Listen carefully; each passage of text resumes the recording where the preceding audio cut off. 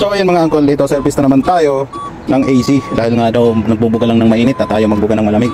So itong mga uncle, ito yung condenser ayaw gumana dahil nga yung 24 volts niya dito is wala. Ayaw umandar yung 24 volts. So ngayon bababa tayo kasi nandito tayo sa bubong, sobrang taas. Ayun. Ayun yung ibang condenser doon. Ito yung isa. So ayan yung service natin.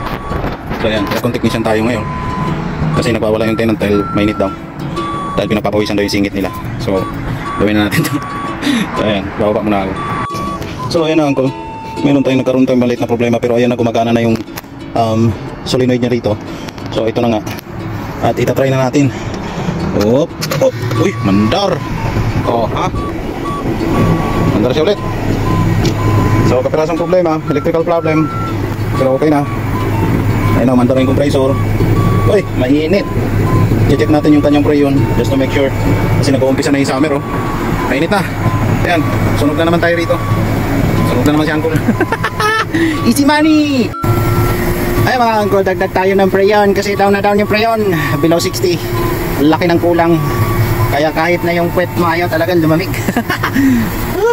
Wala na akong preyon, ang hirap pa man din maghanap ng preyon. So ayun mga uncle, dahil hindi nga legal to na binibenta na ngayon, yung ganitong R22 talagang pinipace out na yun nila ngayon dahil gusto nila yung bago ngayon na R34 na yung gagamitin, bawal na yung R22. Ayan, yari na si uncle nito. So ayan mga uncle, malamig na siya oh. Pero wala pa yan dahil sobrang baba pa. Pinapasirkulit ko lang yung preyon, baka mapwersay, baka dumugo. So ganyan ha, baka kala nyo masarap ang buhay sa Amerika. Ayan, kaalaman sa trabaho ang labanan dito. Hindi pwedeng isa lang yung trabaho ang alam mo dito, kundi purdoy ka. Uwi ka sa Pilipinas, duaan. Yung labanan dito kailangan padamihan ng alam, kasi pag isa lang alam mo dito, walang mangyayari sa buhay mo. Kung Kemi lang yung alam mo rito, like kagaya nung kay Mrs. Umasa.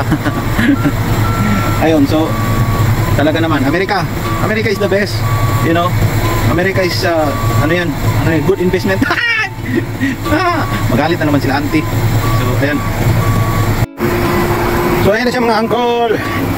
Ayun na, pinagpapawisan na ang tubo mga uncle sa sobrang lamig, mag-ice baby na. So ayan na nga, above 50 na siya. Sana lumabok tuloy. Kung makikita nyo, kanina nandito lang yun sa 15. So ngayon, ang dami na natin dinagdag. Ayan, above 50 na siya, 55, 54. Ayan, pabutin lang natin mga 58 yan. So dandahan lang talaga, hindi pwedeng supra-supra kagad magdagdag kasi baka mamaya mag-overpreyon tayo, diba? So magdi-drain pa tayo, so okay na yan.